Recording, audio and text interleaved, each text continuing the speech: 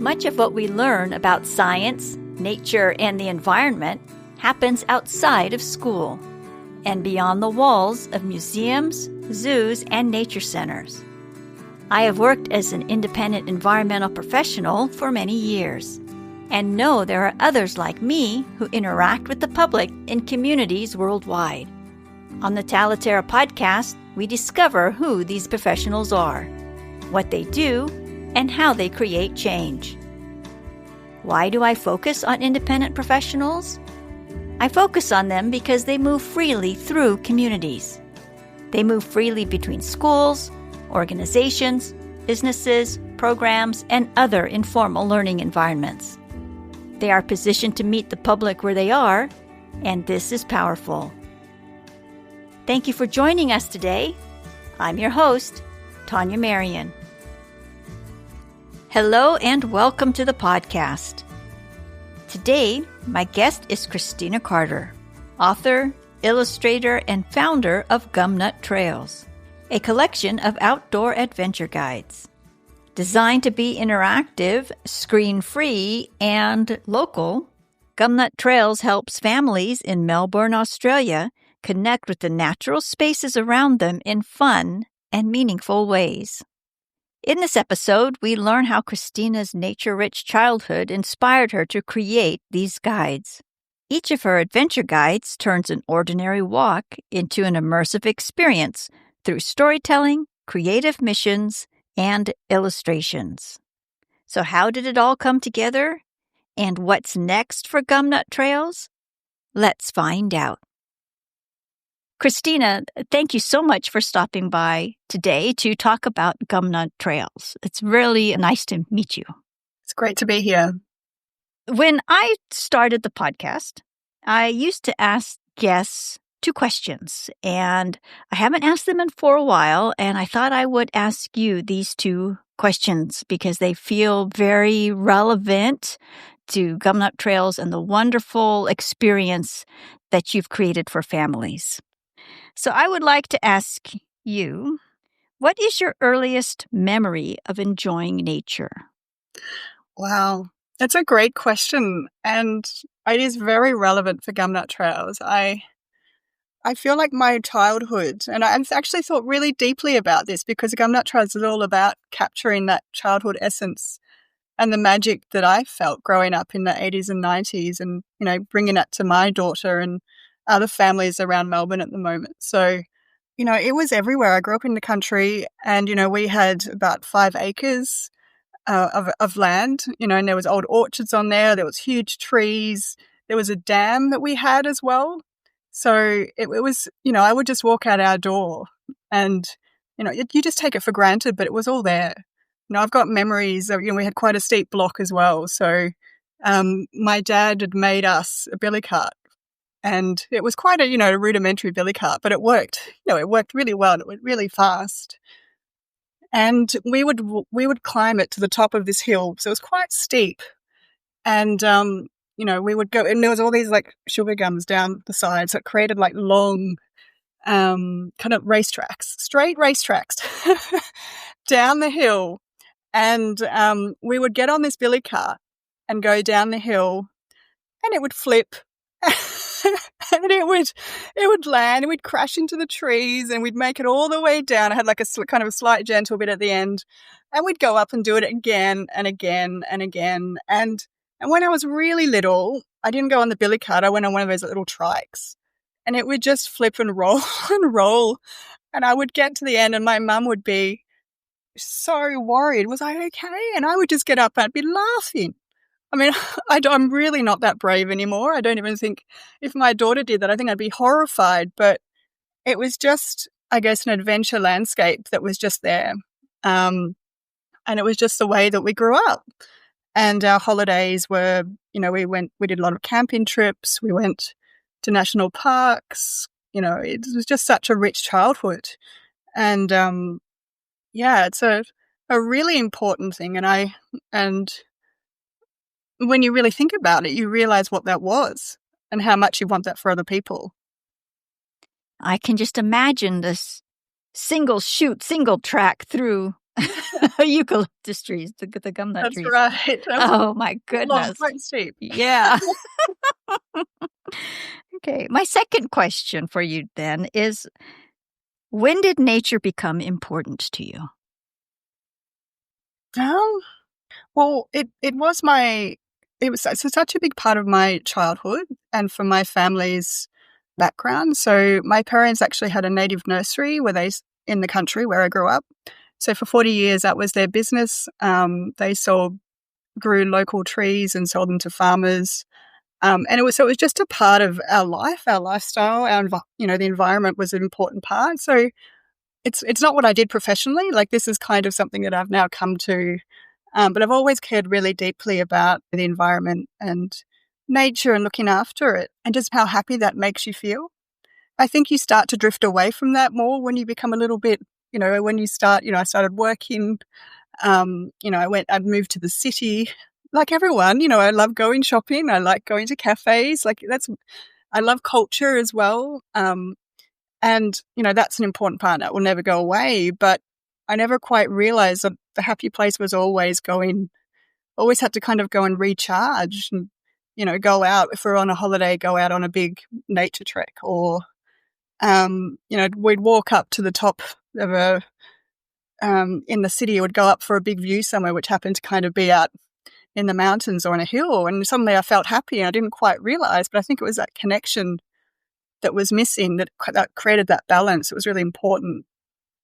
Yes, as you said, you come back around to it when you're an adult. Something Mm-hmm. makes you come back. Yeah, Yeah, absolutely. exactly. That's when as I've said, I've asked past guests these two questions, and always some memory from their youth they've all Mm-hmm. shared, and also something later in adulthood, something made them come back and Yeah. really realize the other aspects of nature. Yeah, and I Yeah. think for me, obviously having a child, so it was always really important part of my life and choices, and just being around it. Like, we do live in the city now, but we've got a little garden that so I had to have a garden, had to have a backyard space. But having a child just suddenly made me realize that she wouldn't have any of that if we didn't do anything about it. And I think that became such a big goal. And perhaps it meant that realization crystallized, so that now I knew why it was so important. Okay, so Gumnut Trails jumped out at me because the guides you created are not general or multi-purpose. They're very site-specific. They're very Mm-hmm. site-specific guides, and they incorporate elements that are already built into the trails, signage and directional markers, and I saw a historical marker in one of the books. What sparked this endeavor, and what were you responding to create such a fabulous, detailed resource for parents? Yeah, it's a good question. Well, obviously there was the personal quest for my own family and for my own child, and that realization. COVID was happening as well, but the realization that she was getting towards 2, and I'd never really taken her to a proper bush, was something that really hit home really hard. Um, so there was that side, and then there's also the other side that we do live in this amazing place, and I talk to so many friends and parents and people who had no idea that these places were out there. These amazing places just around the corner, or it just wasn't part of what they would seek out. You know, most parents will go spend hours and hours at the playground, which is fine, which is great. And that's, an important part of childhood as well. Or, you just kind of tend to gravitate to all the things that are just laid out for you, whether it's, museums, playgrounds, or you just don't go anywhere. And or you think that you have to go on those big trips to go anywhere. And that's not really possible when you've got young children. It's just too hard. So I really wanted to kind of create that connection and make it accessible and achievable and easy for families, because these places are just around the corner, and to connect people to their local environment, because it's about creating positive habits as well.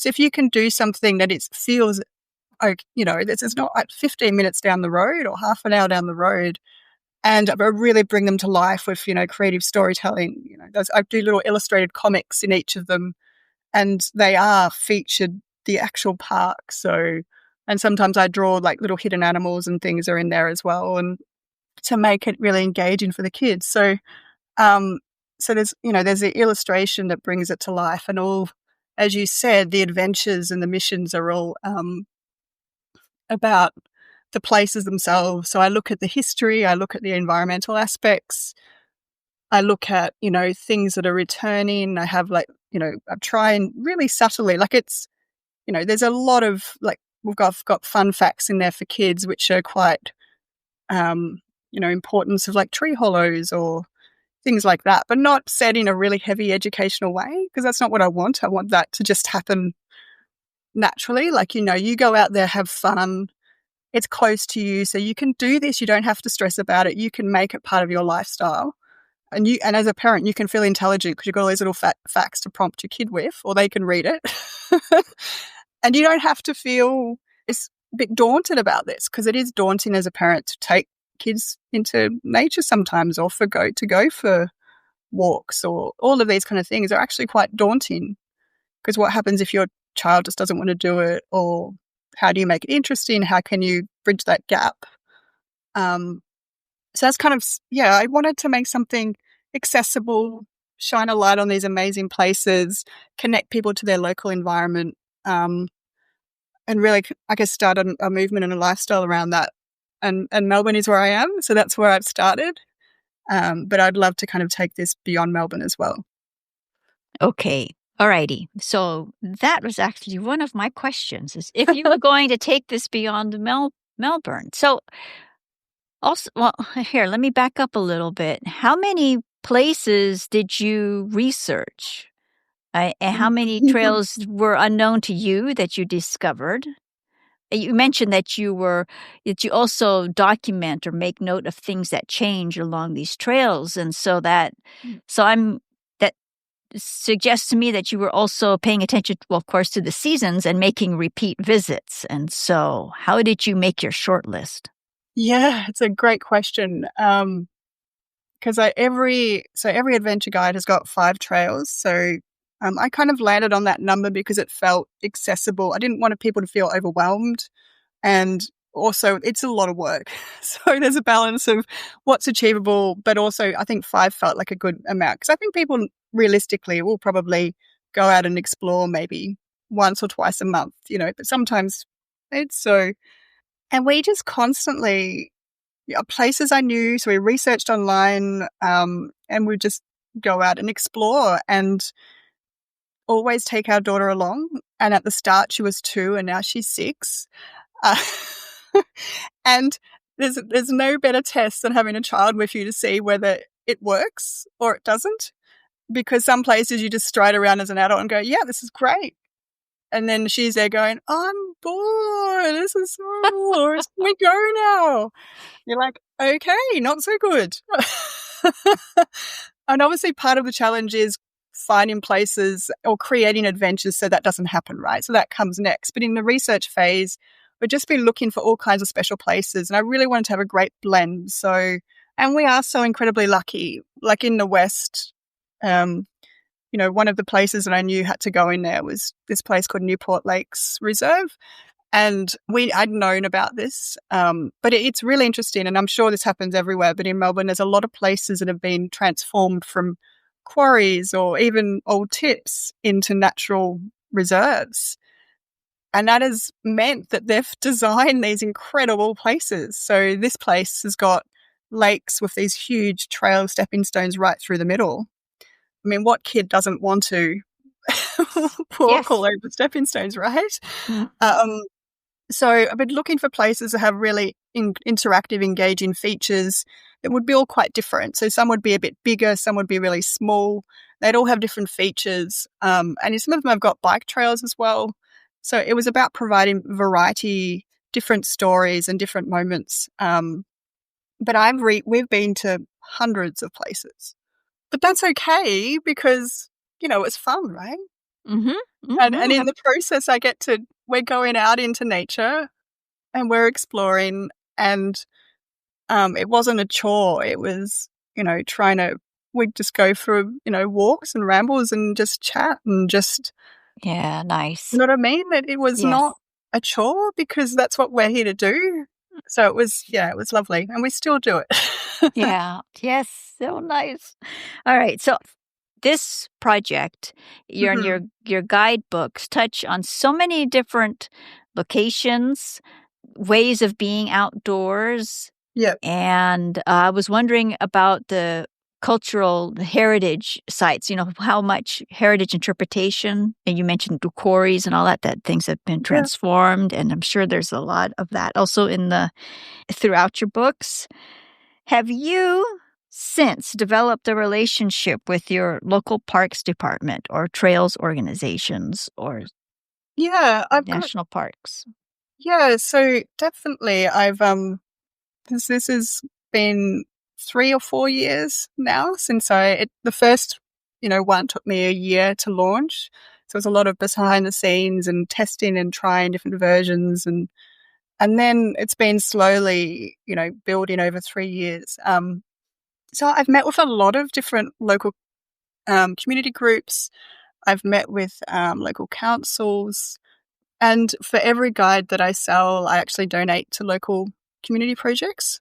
And so one of the first projects I worked on was with a local friends group in the north. Um, and so we hired a local mosaic artist and created a trail of local moths and butterflies that people could follow. So it was lovely. It was such a great project to work on, and I was so privileged to be able to donate, that work. So I approached the local friends group because they had been great in actually providing some insights because this was the first trail that I'd done that was quite longer. It was a bike trail, and I wanted to support them. And they came back with a suggestion of doing a mosaic trail. And then I worked with the local artist, and yeah, it's been, written up, and it's been really, it's a great little trail. And the idea behind that is exactly what Gumnut Trail is about. It's, helping people connect with, all these little creatures that you don't see, ones that are only found there, getting you to explore a bit further to kind of get out into the environment. So that was great. So yes, I have met with, our national body here is Parks Victoria. I've met with them, and everyone's really supportive around what I'm trying to do. They're really impressed with the quality and the style and how engaging it is for children, and that's quite unique in the approach as well. Mhm. Yes, it is. It jumped out at me. I think it jumps out to everyone. And what also okay, so you have these wonderful guides. They're site specific, very relevant. Mhm. You're bringing nature into the metropolitan areas. Mhm. You and you also have a game which keeps families involved with the guides and with these locations. Yep. And this game is closely aligned with the guides. Can you explain how the game works and explain the game to us a little bit? Yes. Yes. So I launched the guides, and then I created an adventure challenge game called the Pelican's Treasure. And the idea behind this was something that kids could play along at home. So I wanted it to be more than just a rewards chart, right? So, but it was a way for people to kind of have that momentum and that drive to keep exploring, because I guess that's one thing, right? You can go, this is a fantastic idea. Let's try this out. We'll go out on 1 or 2 trails, and then life takes over. And that's what, and I know that, as a parent, there's lots of kids' Mhm. parties that you end up going to, which are wonderful. There's so many like activities. There's all these things happen. Life is there, and it's important. But how can you also make time for this, right? Yeah. There's a lot of research that says that, allowing time for a weekly or fortnightly or monthly bushwalk is equally as important as allowing time for that weekly sporting activity, right? It's equally as Yep. important. So it's just about creating the space and And I was looking at how to kind of gamify this in a really fun way. So yeah, I illustrated the game board. My husband absolutely loves board games, so I said, right, can you come up with all different ways I could approach this? And he Oh, did. nice. And then we simplified it too, because we're talking about, kids and busy families. Yeah, and I designed up different trail, and you're right, it's kind of like almost like an activity list that people, as they go out, they cross things off and they move further along the game, and they get to certain checkpoints and they unlock rewards. So, and I filmed little videos every time people reach checkpoints to welcome them to each checkpoint. Oh, Um, wow. it was fun. Like this, it's this is like reliving the childhood. Why not go there? Mm-hmm, mm-hmm. That's great. I just loved how it, as you said, keeps families involved in the Mhm. trails, and the fact that the more trails you go on, the further along you get on the game, along in the Yeah, game. I think that's just fantastic. That's exciting. thank you. I'll pass on the feedback to my husband as well. Okay. No, he was brilliant at coming up with some of the ideas and testing it. We tested it and tested it and tested it so that we could see how long, and Mhm. it needs to be challenging, but not so challenging that you never make it, right? So Yeah. Yeah. Yeah. That's great. That's great. So there are children book authors in my mhm, audience, mhm. and people who are fans of children's books. I was wondering about Ellie and Felix, the two main characters in your book.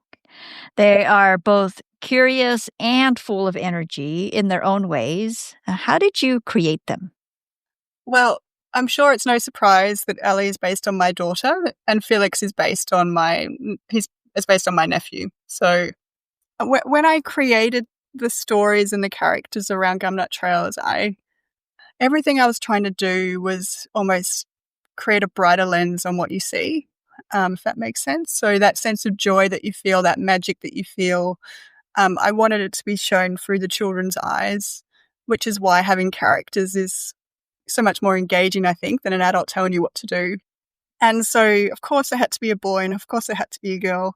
And my daughter does have red hair. It's interesting, since I'm not sure if parents realize this, but how many kids in children's books have got orange or red hair? I'm not sure if you've ever noticed that. Perhaps I only notice it because my daughter does, but uh, Yeah, no, I had noticed that. it's this kind of iconic thing, right? Uh-huh. So I wanted to create two typical, I guess, Australian Melbourne type kind of children, that would fit and be relatable for all different families. They always have their different adventures, but they are kind of together. They're friends. They're off on these big adventures. These are the stories that I loved. I don't know about you, but when I was growing up, I just loved adventure. That kind of those adventure stories, that feeling of curiosity. Like that's emotive and that's inspiring. And being on quests or having something, a purpose, feeling like you're in charge and you're directing. I think that's really powerful, and it talks to you as a child and as an adult, and it kind of goes beyond just here's an activity that you can go do. Like I truly think it connects with people so much stronger, um, and that was the purpose of the characters as well, to kind of be through the child's eyes.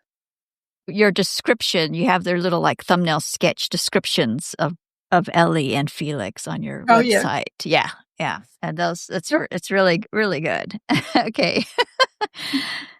So there are also artists, illustrators, visual science communicators Hmm. listening to the show. Can we take a moment to talk about layout, color, and paper and your process and all that Okay. about how you put this together? How did you put this together? And you said you illustrated and you painted and Hmm. drew, all that. So what was your process when you put this together? Yeah, well, so I'm not a trained artist. I always loved art, but I'm not a, uh, I'm not an illustrator as such. I think I think the style is naive. It's rather than professionally trained. So I it's really interesting. I was never going to illustrate them myself. I was going to use a professional illustrator. Um, and obviously when I started this, I didn't know if it was going to be successful. It was an idea, a proof of concept. And I talked to a few illustrators, but I ended up with the support of family. Like, amazing how family can really support you. They said, you can do it. I'm like, what? No. And so I'm like, okay. And it was so much fun. Like, I've always loved writing. That's been, if anyone growing up, people have said, oh, Christina, you're going to be a writer. Um, I think that, like, illustrating and drawing is just such a peaceful, like, it's just connects in a different way. Like, writing is kind of really, in some ways, quite mentally taxing, whereas illustrating is just, I just find it so fulfilling in a different way. But yeah, so the whole process, I tend to sketch first and then try and find. I'm always trying to think of completely different angles. I've got one of the trails, there's a frog sanctuary, so I guess I challenge, as part of it's about kind of transforming and taking on the superpowers, and the frog is part of one of the little quests. And so in the illustrations, I've got the boy looking into reflection, and his reflection is a frog. So trying to always think about unique ways of demonstrating. All the illustrations and the little stories are always really action-based, unique perspectives, because Gumnut Trails is about creating unique perspectives into what you see. It's not about seeing the obvious, it's about looking a bit further and really engaging. So I'm always trying to do that with the illustrations as well. So I sketch, and then I kind of blackline, and then once I'm happy with it, I print out, like, I would do watercolors. So I then print it out and I watercolor it. I look at kind of color tones for each of the places. So trying to get the right palette. I always do, like, the big scenes that I do of every park, like, they're really quite big, and that is they take the longest time. So I'll be pulling out, from photos I've taken, from things I can find, what are the main features, how do they come together and tell a little story, and that can take quite a lot of time, but when it fits and just showing a unique perspective. And then I'll start with that, and then use the color palette that I've chosen through watercolor through all the other smaller illustrations that go with it. And yeah, it's quite an involved process. But I really love that it's all by hand, which also means that if I make a mistake, I have to do it again. But I don't know if I'd want to do it on computer. I know that can be quite a lot faster, but I think I use computer enough as it is with everything that I do. And I just really love how tactile this is, and it helps you kind of find your happy place. Yes. Yeah. But look, I've been very lucky, with that support, but also my brother is a creative director with a design background. So he helped design my logo, helped with the layout. He kind of made it that, the font selection, the styling. So with the first one, he actually did a huge amount of work to help bring it from, kind of, I suppose, just a bit pedestrian to something really engaging, with topography and styling. And so that has been incredible, and that's kind of set the tone for everything else that's followed. Yeah, that's the font, the activities, the actions, the colors, the illustrations. It's all actions. It's exploring. It says outdoors, nature. It says so many things. It's definitely wouldn't use the word pedestrian because it is not. It is not that. It's real. It's very engaging. Very engaging. I know. I think I wanted to create something that I know from my parents' time in the industry and working in environmental areas and conservation, and that how much, I guess, support is needed there as well to help re-engage people in these places. So I just think trying to add another layer and make this incredibly engaging and add that joyful layer is what I was trying to do. Mm-hmm. Yeah. And you make it easy for parents to take that step, the Yeah. busy parents to take that step, and also that it's so local and you're bringing attention to places that many probably haven't considered, didn't know was there. Yeah. And you've mentioned that you wanted to bring this further than Melbourne. And so, one of the questions that I have was, do you consult? Do you do consulting with people in other areas? Or have you considered expanding? Well, you mentioned you're expanding to other areas, but I was wondering if do you lead training so that people can prototype experiences in their part of the world? I mean, what does expanding look like to you right now? That's a great question. So I'm working on some different things. I definitely, the idea is to, extend. So, Sydney would be the obvious next step.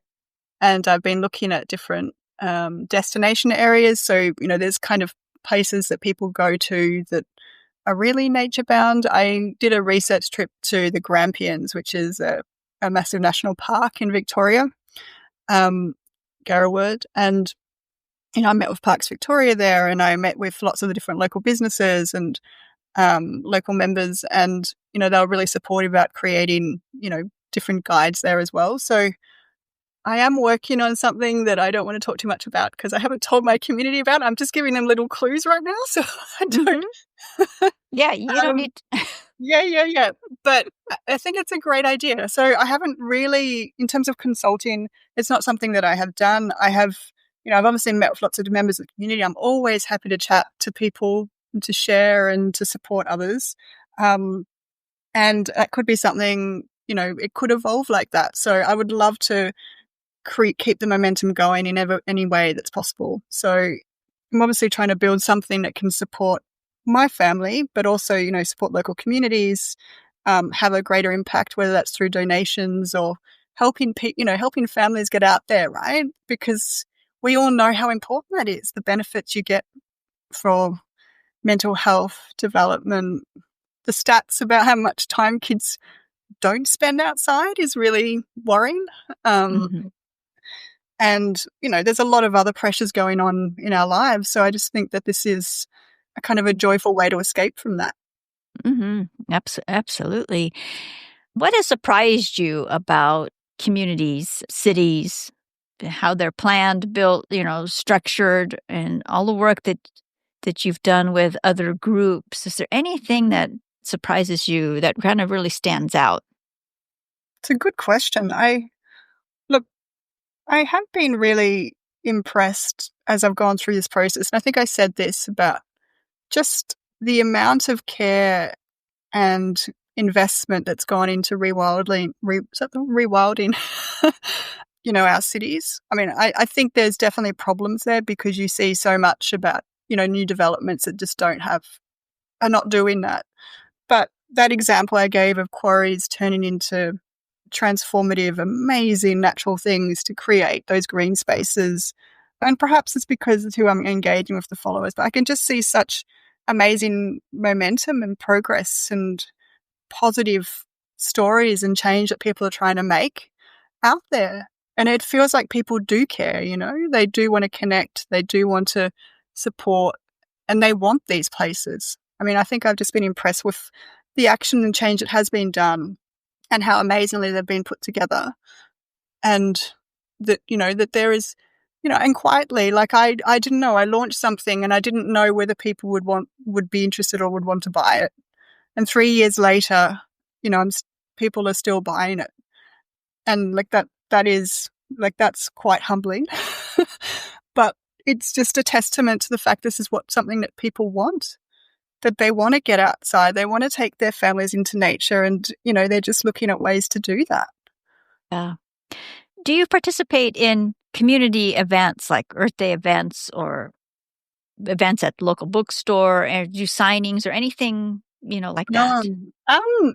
Look, I do participate in things, like I support them, I suppose, more online, when these kind of big major events happen. So I'll, share things and such. look, I've never considered myself an author as such. That's probably not why I set out to do this. So I haven't gone down the traditional book signing route. It is available in, kind of local stores around Melbourne and in bookstores. So I'm sure I could, but, and I haven't gone to markets. I mean, the fact is that it's mainly me. Like, obviously my husband supports me, but, some of it is time. Some of it is, I have so many ideas. I'm not the problem is time commitment. Like, where do you focus, right? So I'd love to do more of that.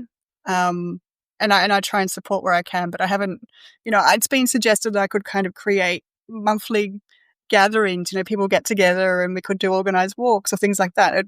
That could definitely be an idea, but it would become its own project, right? I feel like that kind of thing I would potentially need support because it could consume everything. So always open to lots of things, and I always love ideas, and if anyone wants to work with me on that, I'm more than happy to chat about it and work together. Wonderful. So you have created these wonderful guides. You have a game that keeps families involved with the guides.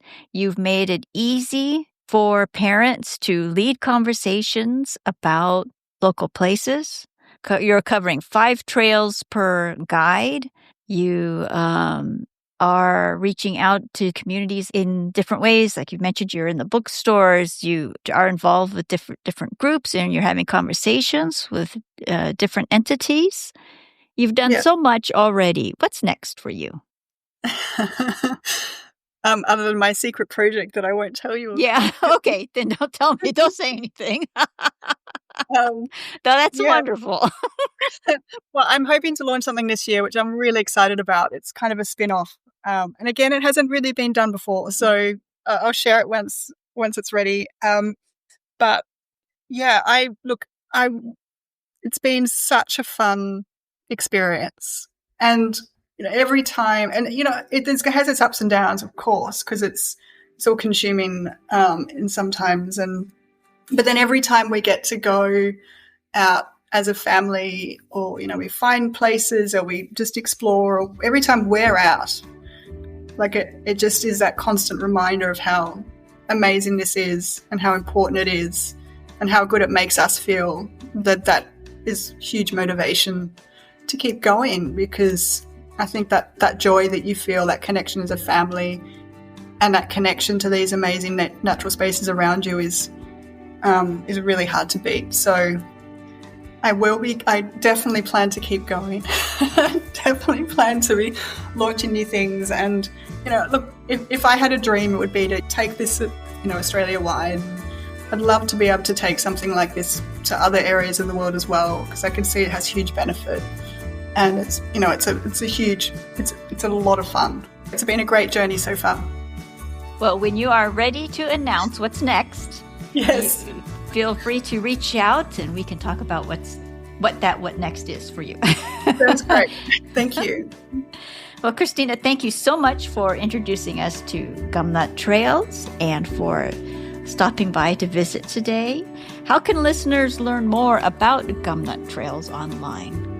If you want to visit my website, gumnuttrails.com.au, because it's only in Australia at the moment, have a look through. You can read the little story.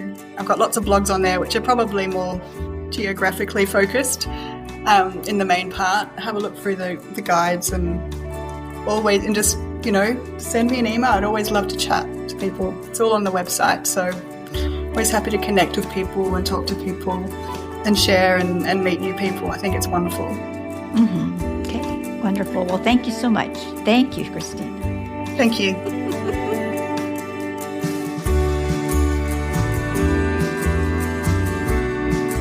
Thank you for joining us today. To learn more about Gumnut Trails, visit the links in the show notes. And if you'd like to bring a Gumnut Trails experience to where you live, reach out to Christina through the Gumnut Trails website. Thank you for joining us today. See you next time.